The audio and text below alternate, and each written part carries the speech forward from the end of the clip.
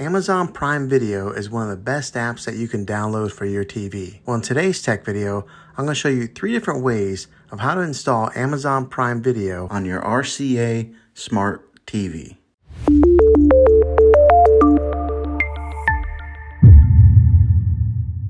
It can be really frustrating if you want to watch some of the great content that is on Amazon Prime Video and you find that your TV is unable to download it. If your TV is an older model of smart TV, then it could prevent you from downloading this app.